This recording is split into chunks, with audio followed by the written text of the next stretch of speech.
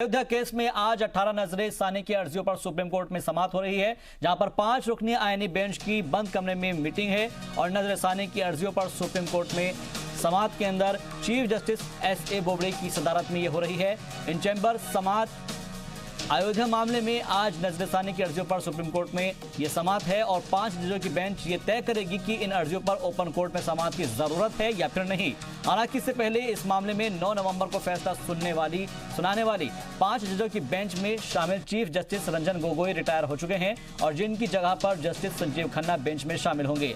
अब ये मामला chief justice S A. Bobde, justice Ashok Bhushan, justice D Y. Chandrachud, justice S. Abdul Nazeer और जस्टिस संजीव खन्ना सुनेंगे। ओपन कोर्ट में अगर समाअत हुई तो सभी फरीकों को दोबारा से सुना जाएगा, लेकिन अदालत ने यह तय किया है कि ओपन कोर्ट में समाअत की जरूरत नहीं है तो नजरे सानी अर्जियां आज ही खारिज हो जाएंगी।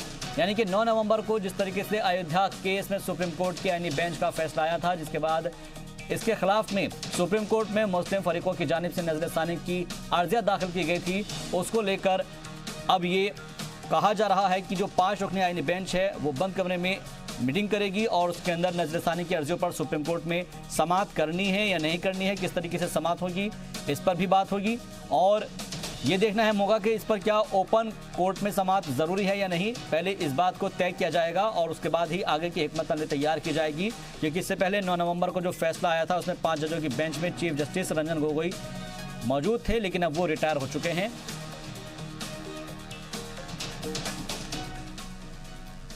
और इस खबर पर मजीद अपडेट के साथ हमारे दिल्ली ब्यूरो चीफ आशिफ इकबाल जुड़ गए हैं। आशिफ, सबसे पहले मैं आपसे जानना चाहूंगा कि जो नजरे सानी की अर्जियां हैं उसके जो सुप्रीम कोर्ट में समाअत होनी है, लेकिन उससे पहले इस चीज को तय किया जाना है कि ये ओपन कोर्ट में होगी या नहीं होगी। इसको लेकर क्या कुछ अपडेट अब तक मिल पा रहा है?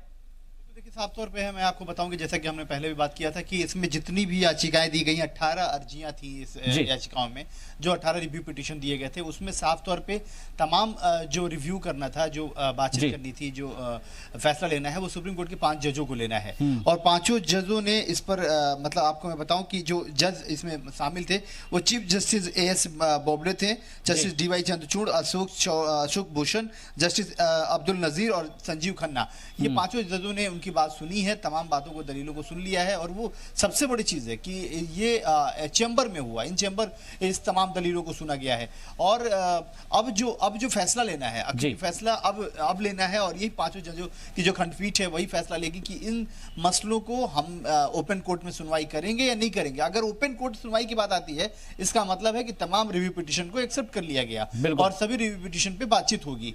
अगर साफ तौर पे इन लोगों ने कह दिया कि नहीं, कोई जरूरत नहीं है उसकी, हमने इन चैम्बर इस तमाम चीजों को देख लिया, जिसमें वकीलों की हाजिरी की जरूरत नहीं थी, वकील उसमें शामिल नहीं होने थे, उन लोगों ने अपने रिव्यू पिटीशन में ही तमाम बातें, अपनी दलीलें वहां पे रख दी थी और उस दलीलों के आधार पे ही 5 जजों ने उसको समझ लिया है, सुन लिया है और उसके बाद ये चीजें तय कर ली है कि आखिर वो लोग क्या फैसला सुनाने वाले हैं। क्या ओपन कोर्ट में ये बहस होगी? अगर ओपन कोर्ट में एक्सेप्ट करते हैं, इसका मतलब है कि 18 के 18 अपील एक्सेप्ट हो जाते हैं, जिसमें 5 से ज्यादा अपील जो है all India Muslim personal law board की तरफ से है। आप समझिए कि उनके सदारत में। एक और इंटरेस्टेड बात यह है कि 9 अपील जो किए गए हैं वो याचिकाकर्ताओं के द्वारा किए गए हैं और 9 अपील जो है वो अन्य पार्टियां जो हैं, चाहे ऑर्गेनाइजेशन हो, चाहे सेल्फ बॉडी हो या सिंगल हैंडेड हो, वो लोग, जैसे कि आप समझ सकते हैं कि जमात उलेमा हिंद है, चाहे उसमें आप ये समझिए कि अगर आप सेल्फ की बात करें, 9 के अलग की बात करें तो पीस पार्टी है, इस तरह की जो ऑर्गेनाइजेशन है उन लोगों ने भी, और कुछ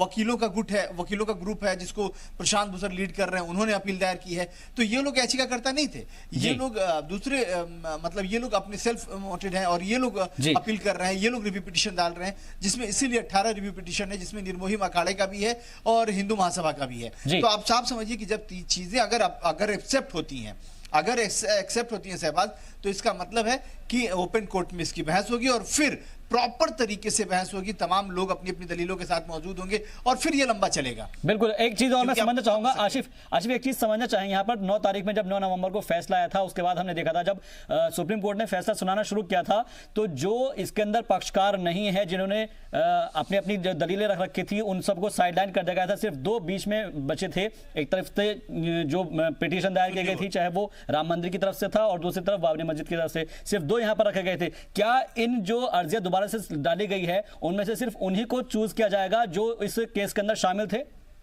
नहीं, बिल्कुल, मैंने इसीलिए बताया कि 9 याचिकाकर्ताओं के हैं वो की अपील और 9 सिंगल हैंडेड है, मतलब इंडिपेंडेंट है। तो मतलब अगर एक्सेप्ट होगा तो सभी का होगा। और देखिए, मैं आपको बता दूं कि जो आप फैसले की बात कर रहे थे उसमें दो अपील पर फैसला उन्होंने सुनाया था, एक सुन्नी वक्फ बोर्ड के और दूसरा हिंदू महासभा की, उस पर अपील पर उन्होंने सुनाया था। लेकिन जो बाकी बातें, जो अपील थी, जो इन लोगों ने ग्रांट दिया था, जो इन लोगों की बहस हुई थी, उस पर उन्होंने कहा कि उनके लॉजिक पर, उनके एविडेंस पर उनको यकीन नहीं था, तो इसलिए उन्होंने वो फैसला सुनाया। अब सबसे इंटरेस्टेड वाली बात यह है कि जब फैसला आया था उस दिन हिंदू महासभा के तमाम वकील और हिंदू महासभा के जितने भी लोग हैं वो सभी लोग तारीफ कर रहे थे, सभी लोग बोल रहे थे कि यह फैसला हमारे मन माफिक है, हम इसका खैर मकदम करते हैं, हम स्वागत करते हैं और बहुत बढ़िया फैसला है। तो उस दिन ये उन लोगों ने कहा था। दूसरी तरफ निर्मोही अखाड़े ने भी कहा कि इस फैसले से हम संतुष्ट हैं, हम खुश हैं और हम आगे देखेंगे। लेकिन उसी दिन 1 घंटे के अंदर तय कर लिया था all India Muslim personal law board ने कि हम इस फैसले पर खुश नहीं है, हम रिव्यू पिटीशन में जाएंगे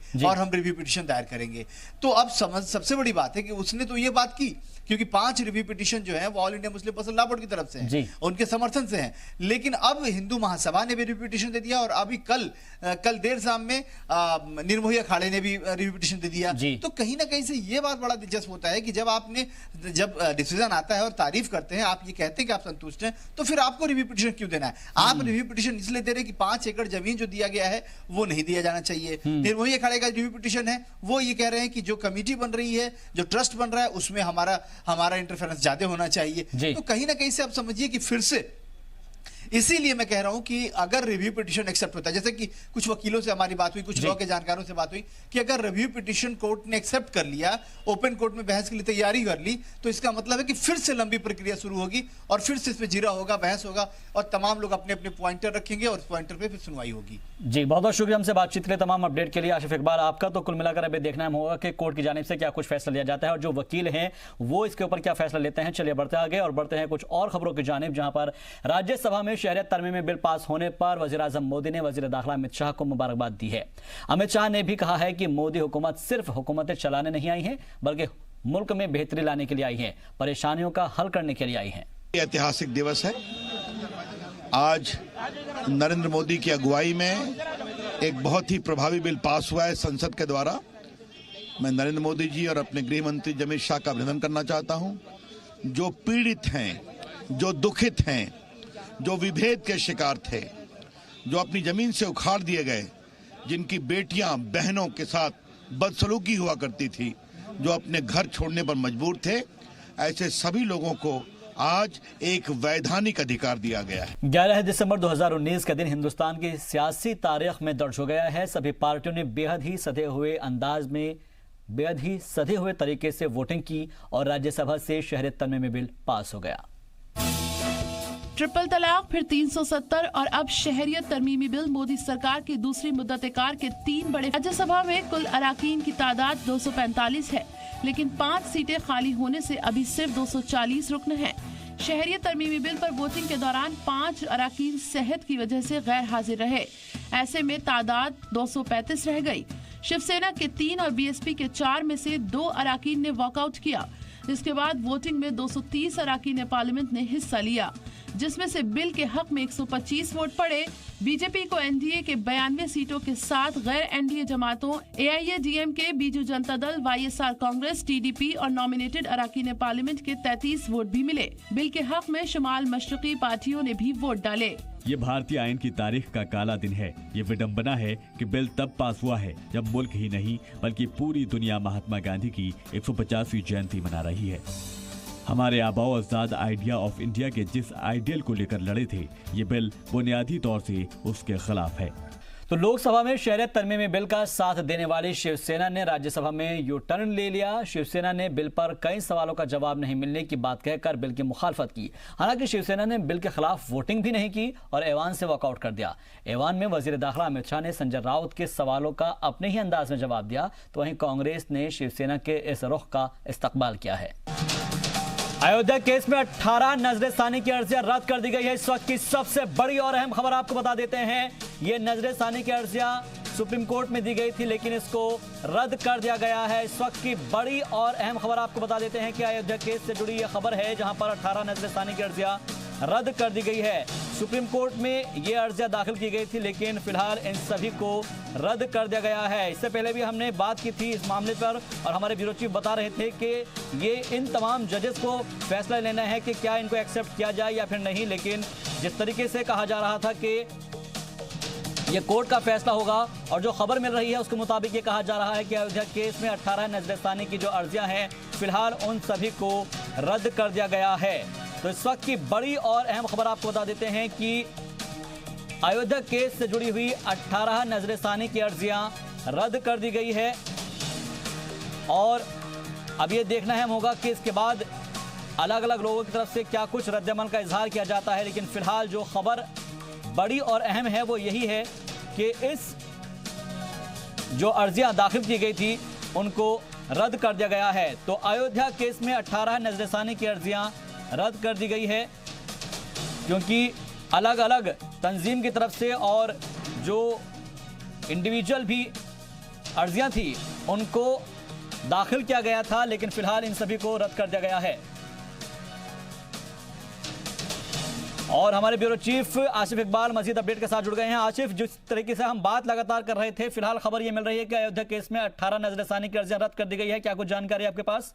बिल्कुल, मैं देखिए शाहबाज, इसीलिए सबसे पहले हम लोग यही बात कर रहे थे कि देखिए सबसे बड़ी चीज ये है कि पहले चीजों को एक्सेप्ट होना, क्योंकि जब तक चीजें एक्सेप्ट नहीं होगी तब तक ये बात तय नहीं होगा कि हाँ क्या आगे होना है, ओपन कोर्ट में फैसला होना है या नहीं होना है, ओपन कोर्ट में सुनवाई होगा या नहीं होगा। और जिस तरीके से लगातार जो इन चैम्बर पांचों खंडपीठ के पांचों जजों ने जिस तरीके से इस पुनर्विचार याचिका या रिव्यू पिटीशन पे कह लीजिए कि जिस तरीके से चर्चा परिचर्चा की, उसके बाद इन लोगों ने साफ तौर पे ये डिसीजन ले लिया कि तमाम जो जितनी भी ये पुनर्विचार याचिका थी, रिव्यू पिटीशन था, सबको कैंसिल कर दिया गया।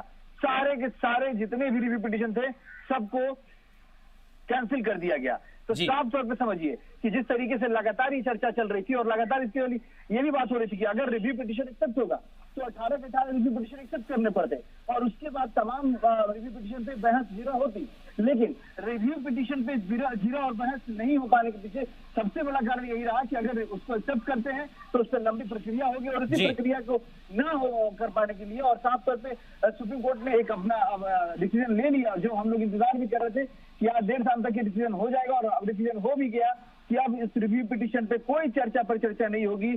सिरे से तमाम रिव्यू पिटीशन 18 रिव्यू पिटीशन, जिसमें से 5 से ज्यादा review petition all India Muslim personal law board के थे, सभी को खारिज कर दिया गया है। जी, और ये कहा जा रहा है कि सीजीआई की सदारत में ये फैसला लिया गया है, जो बेंच थी 5 जजों की, उसमें फैसला लिया गया है। सभी जजेस ने इस चीज को गौर और खौज किया होगा, उसके बाद में ये फैसला लिया गया। बिल्कुल आप सही कह रहे हैं। देखिए 5 जजों की खंडपीठ ने तमाम मसलों पर चर्चा पर चर्चा करने के बाद उस पर चर्चा पर चर्चा की और उसके बाद ये फैसला लिया कि हाँ अब यही होना है और ये हुआ है। क्योंकि साफ तौर पर समझिए कि सिर्फ चीफ जस्टिस रंजन गोगोई इस पूरे मसले पे नहीं थे, बाकी तमाम जज इस मसले पर थे। इस मसले पर उन लोगों के साथ में से जो चारों जज की बात करें, चाहे चंद्रचूड़, चाहे नजीर अहमद होता है, ये लोग जो जज के साथ में उन लोगों के साथ चर्चा पर चर्चा करने के बाद एस.एस. बोबड़े जो इस बार चीफ जस्टिस है इस वक्त हिंदुस्तान के, उन्होंने ये फैसला और उनके तमाम जजों ने मिलकर ये फैसला लिया है, खंडपीठ ने, 5 जजों की खंडपीठ ने, कि अब पुनर्विचार याचिका रिव्यू पिटीशन पे किसी भी तरीके से कोई चर्चा पर चर्चा नहीं करनी है। से मैं आपको बीच में रोकना चाहूंगा। कमाल फारूकी साहब इस वक्त हमारे साथ जुड़ गए हैं। कमाल फारूकी साहब, सारी की सारी जो अर्जियां है वो खारिज कर दी गई है, सबसे पहला रिएक्शन जानना चाहूंगा आपसे। हमें दुख जरूर है, लेकिन सुप्रीम कोर्ट का ऑर्डर है और हम उसकी रेस्पेक्ट करते हैं और हमारा रिव्यू का जितने भी जो मैटर्स थे वो बहुत इम्पोर्टेंट थे, जिसमें हम फील करते थे कि जो फैक्चुअली कुछ चीजें ठीक नहीं हुई हैं और हमने वो सारे पॉइंट्स लिखे थे, दिए हैं जी, लेकिन अनफॉर्चुनेटली कोर्ट उससे कन्विंस नहीं हो पाई है। तो हम ये महसूस करते हैं कि एक हमारे लिए ये अफसोस की बात जरूर है, लेकिन यहाँ तक कोर्ट का ताल्लुक है, हम पहले भी कहते आ रहे हैं जी, अभी भी कहते हैं कि सुप्रीम कोर्ट के फाइनल ऑर्डर की हम रिस्पेक्ट करेंगे, तो वो हम करते रहेंगे जी। तो क्योंकि आपने इससे पहले भी जब हमारी बात हुई तो आपने कहा था कि फाइनल जो डिसीजन होगा उसकी रिस्पेक्ट करेंगे, तो जो ये अब डिसीजन आया है क्या आप इसकी रिस्पेक्ट करते हैं? नहीं, हम तो पहले वाले की भी रिस्पेक्ट करते हैं। हम तो जो सुप्रीम कोर्ट का जो पहला ऑर्डर है उसकी भी हम इज्जत करते हैं। उसकी वजह ये कि सुप्रीम कोर्ट ने बहुत बड़ा काम किया हमारे लिए कि हमारे ऊपर जितने भी इल्जामात लगे हुए थे और जिसकी बुनियाद के ऊपर पूरा पॉलिटिकल तमाशा होता रहा है दसियों साल से, सुप्रीम कोर्ट ने ये बात बिल्कुल साबित कर दी अपनी इन तमाम चीजों के अंदर कि मुसलमान किसी तरह से गलती पर नहीं था, ना उसने किसी मंदिर को ढाया है, वहाँ मस्जिद रही है, 528 साल तक नमाज बराबर पढ़ते रहे हैं। शाम को रात को ईशा की नमाज तक दिसंबर 49 तक मस्जिद की वहाँ नमाज हुई है। उसके बाद सरप्टिशियसली वहाँ रामलला जी की मूर्ति रखी गई है। सुप्रीम कोर्ट ने ये भी कहा कि हमको जबरदस्ती नमाज पढ़ने से उसके बाद मना कर दिया गया। फिर हमारी मस्जिद को जो शहीद किया गया वो क्रिमिनल कॉन्स्पिरेसी थी और ये उसके अंदर मुझे पूरी उम्मीद है कि जिन लोग शहीद करने में जिनका रोल रहा है उनके ऊपर जो क्रिमिनल प्रोसीडिंग जो है वो जल्द से जल्द कंप्लीट होंगी ताकि सुप्रीम कोर्ट के ऑर्डर का बाकायदा उसके ऊपर अमल दरामद किया जाए। जी, लेकिन आपकी तरफ से जब यह कहा गया है और आप कह रहे हैं कि अब इस चीज को एक्सेप्ट करते हैं, तो फिर आपने ये जो याचिकाएं हैं ये क्यों लगाई गई थी? ये याचिका इसलिए लगाई गई है कि इसकी खुद इजाजत हमको सुप्रीम कोर्ट देता है। सुप्रीम कोर्ट ने खुद ये बात कही है। नहीं, अभी तो आप कह रहे हैं कि आप उस फैसले को भी तस्लीम करते हैं और अब आप कह रहे हैं कि हमने दोबारा से इसलिए लगाई थी हम उस फैसले को इसलिए तस्लीम करते हैं कि उसमें उन्होंने हमारी वो तमाम चीजें जो हम मांग रहे थे मस्जिद के अलावा बाकी हर चीज एक्सेप्ट कर ली। हमारा ये कहना था कि इतनी सारी चीजें होने के बावजूद अब मस्जिद हमको नहीं भी मिल रही और ऐसे ही लोगों को जो उस क्राइम के अंदर शरीक थे मस्जिद को शहीद करने के अंदर, उन्हीं लोगों को आप मंदिर बनाने की इजाजत दे रहे हैं। तो हमको लगा कि ये बहुत भयंकर गलती है और इससे आइंदा आने वाले टाइम के ऊपर नुकसान पहुंचेगा, इसलिए हमने लगाई है। और ये हमारा फंडामेंटल राइट है। मतलब ऐसा नहीं है कि हम कोई चीज गलत किए हैं, गैर कानूनी किए हैं। ये हमारा फंडामेंटल राइट है कि अगर हमको सुप्रीम कोर्ट के जजमेंट के अंदर कोई गलती नजर आती है तो हम उसकी निशानदेही करें। और साबरीमाला केस तो अभी बिल्कुल सीधा सीधा आपके सामने जीता जागता है कि उसमें हालांकि ये तो यूनानिमस जजमेंट था, उसके अंदर भी मसले के 5 की जजमेंट का फिर 7 अब उसको रेफर किया है। तो आप उनसे क्यों नहीं ये बात पूछते कि भाई आपने क्यों दाखिल किया था?